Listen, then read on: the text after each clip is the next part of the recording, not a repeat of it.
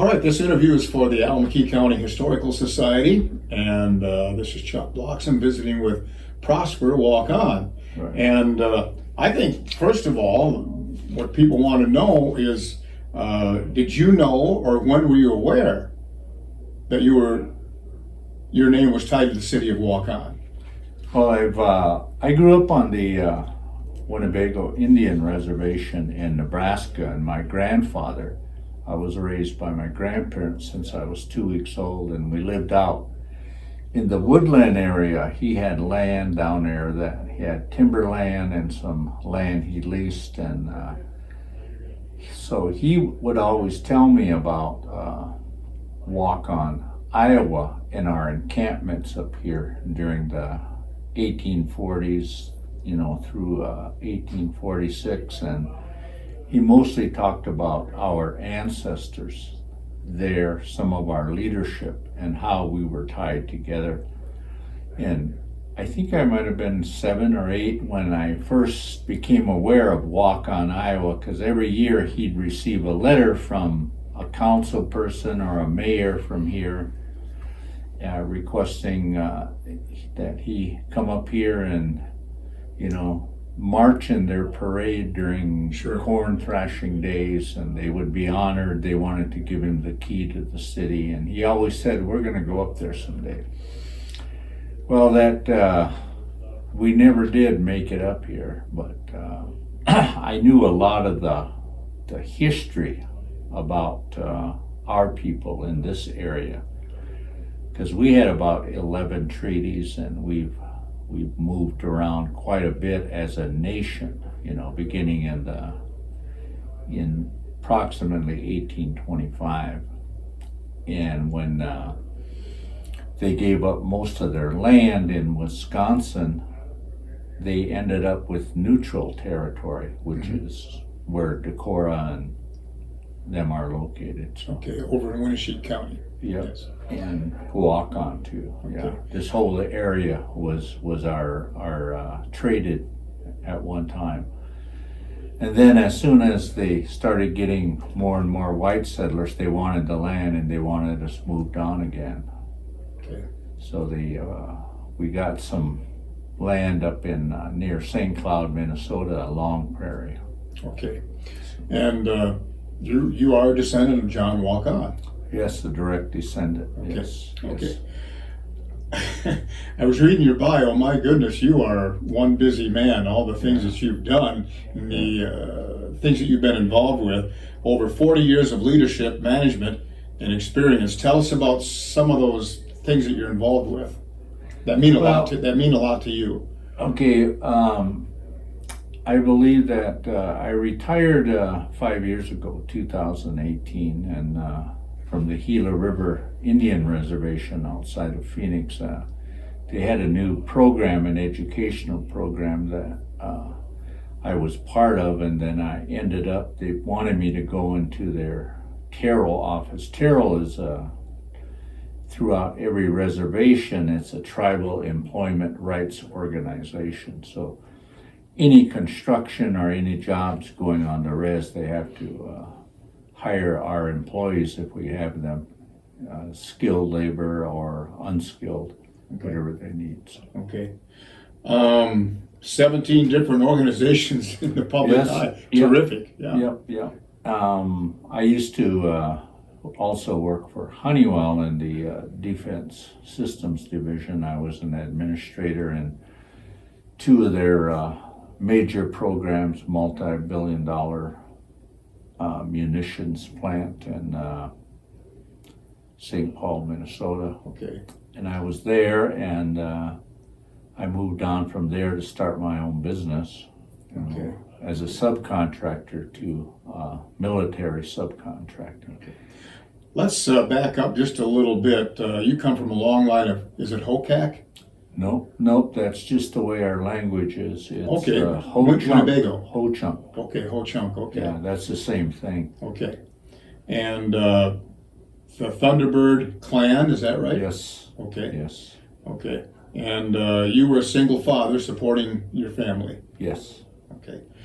And tell us about St. Thomas in St. Paul, Minnesota, administration from there, right?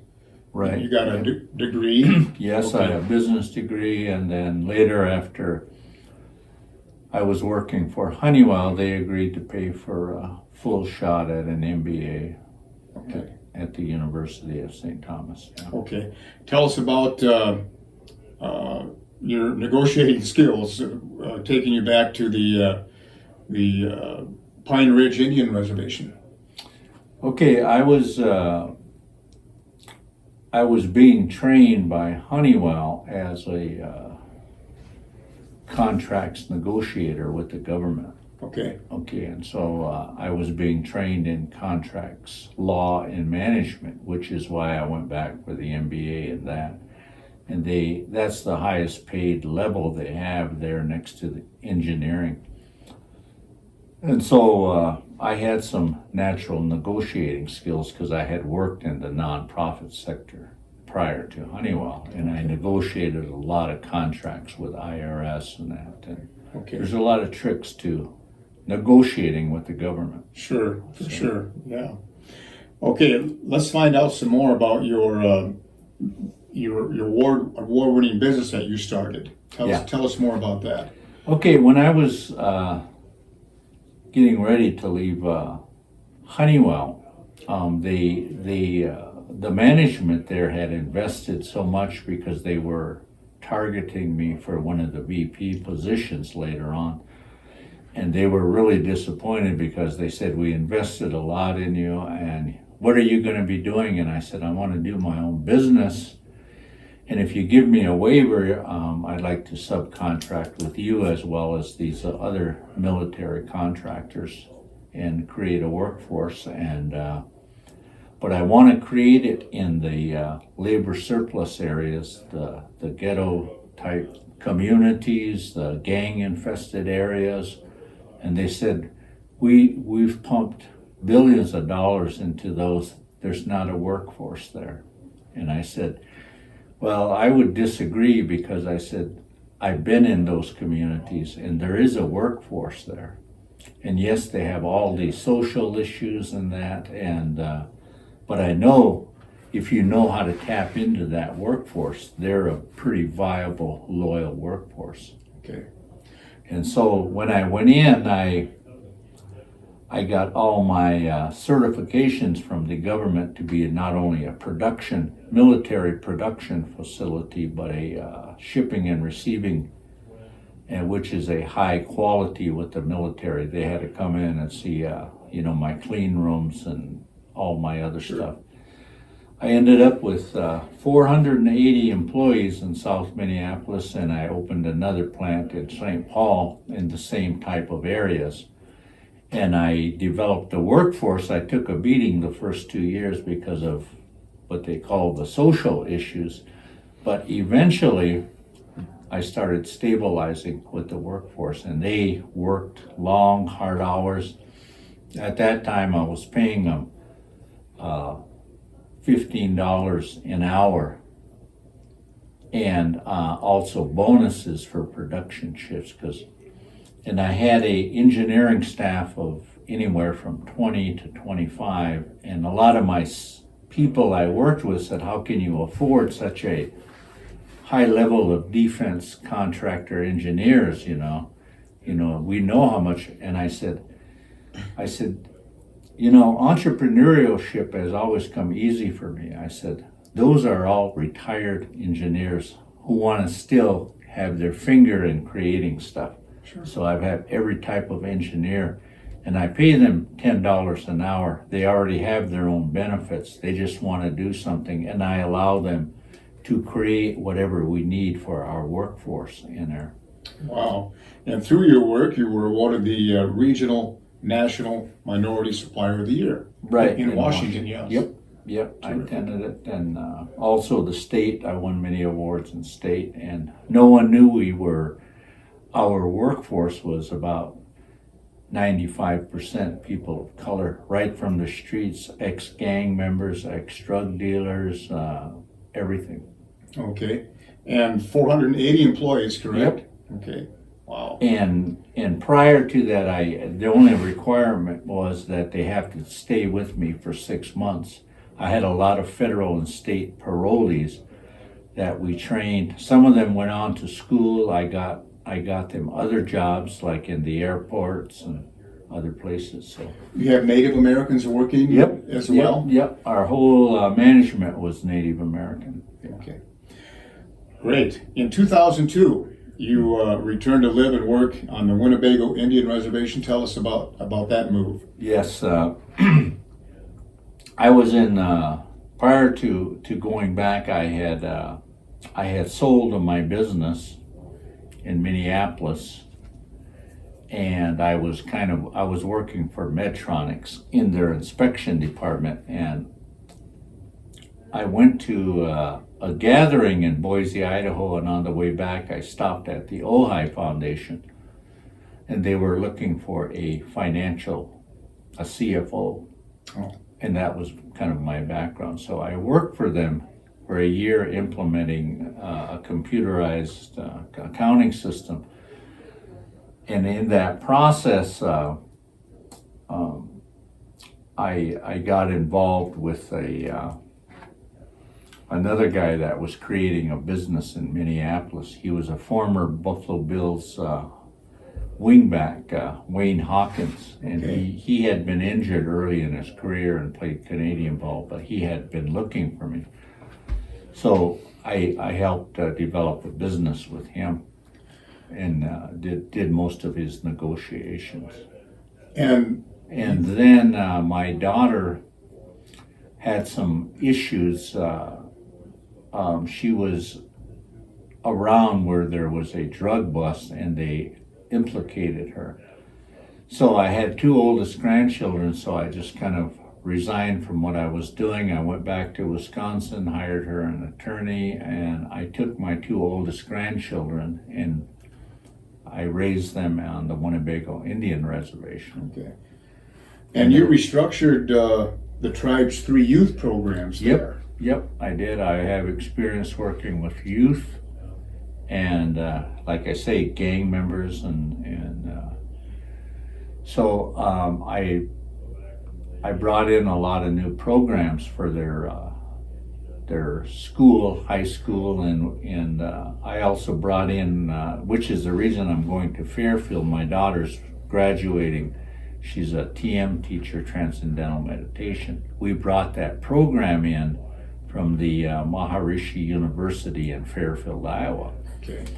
And it proved to be really effective with our youth, because their grades just shot up. In 3 years, they were high performing, and no one could understand why. And I said, it's a simple technique. They practice 15 minutes twice a day, and that's all they do. And I said, I visited the school and high school in Fairfield, and they outperform in world competition. They won 5 out of 7, I said, world competitions. I said, so in Fairfield, I said, so I began investigating it and found out they're using transcendental meditation.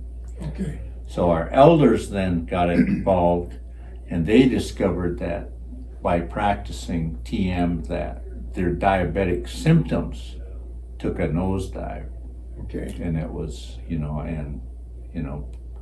so we brought that in there. That was one of the programs. You mentioned gang members, street gang. Yep. Was it hard to get them, involved Well, in your I- program and Not how did you- really, not if you know your workforce. Okay. And that was the problem with Honeywell Management. I said, you don't know the workforce, you don't know the community because you're not a part of it. You're coming from the outside trying to implement your traditional management systems without understanding how you motivate people there. And but I worked with gangs out of Chicago, Milwaukee, LA. While I was in the Ojai Foundation, I was approached by a former gang member, leader of the Crips, who is now a minister, and we held some sweat lodges with our elders up in the San Bernardino Mountains. And we negotiated some of the drive-by shootings that were going on in the projects. And it was, to me, was a successful negotiations because you have to understand that world is, they did a lot of spray buys when they put out a hit on another gang member. Mm-hmm. And those drive-bys were hitting innocent people. So while we were up in the mountains, we had the Bloods, the Crips, the JDs came out of Chicago, and some of the Hispanic gangs, and we agreed that if you're going to put out a hit, you have to do it up close and personal. You can't do the spraying. So the decrease in the drive-bys went down, which was very successful to us. Exactly. Yeah. Okay, you worked as a consulting director to the David Lynch Foundation. Tell us a little bit about that. Well, David Lynch is the one that funds school programs using the Transcendental Meditation program. Okay. And I was a consultant to him and also the Maharishi University of Management. I was actually a co-director at Maharishi University with the Transcendental Meditation. I started an indigenous arm of that organization. Okay. And you worked as a consultant to the SAC and Fox Nation as well. In Kansas. Kansas, Yeah, okay. And Boulder, Colorado. Right. The Elders Group, the World Elders Council, I fundraise for them out of Boulder. Okay, right. And you and your wife Jan, in August of 2012, Right. along with your two grandkids, what's their names? Dakota Spirit Waukon and Ciara Rain Waukon. Beautiful. And you formed a business with your partner Rick Turner to incorporate is it Pros Turn? Pros HVAC? Turn. Yep, Pros Turn HVAC. And then we were going to train in HVAC on reservations. We were going to train teams to start their own businesses and in heating and air conditioning, which is, of course, is big in Arizona. Okay, for sure. Especially this year, man. So we did that, and then Gila River had an opening for this new program, and we were living in Oracle at the time, which is 30 miles north of Tucson. Okay. And so we lived there 2 years, and then I was hired by Gila River to work with them. And you reside in Tucson now? Right. Okay. Yep. Okay. And you do consultant work for the Indian programs? Yep, whenever, yeah. That must be rewarding. Yeah. Yeah. Yeah, it's sometimes frustrating. Yeah, I'm sure. Yeah. Okay, there's a picture of you and President Clinton. Tell us about that. Okay, in 2010, it cost us like $250,000, but we had a world conference in Fairfield, Iowa, and we invited all the national Indian organizations, and our elders reported and shared with them their experience with the Transcendental Meditation program. And so we had leaders from all over, and it was over the weekend. We had our dance performers, and we just put on a big gathering. Bill Clinton had heard about us, and he did the opening. Oh. And later on, he invited me to come to New York to meet with his staff to see if our Elders Council from Winnebago, Nebraska, would consider being a part of his group, the Clinton Global Initiative. Yeah, the CGI, yes. Yep. And so I consented, and they waived the $20,000 annual fee and said that we could participate, and we were into wind energy at the time, so they put me in touch. Now, the Clinton Global Initiative doesn't give you money, but what they do is they put you in touch with those that have it. And if they like your projects, then you get it funded and we had 5 projects, all organic greenhousing and water repurification, electrocoagulation, they called it at the time, purifying the water, and also wind energy. So they put me in touch with Iowa.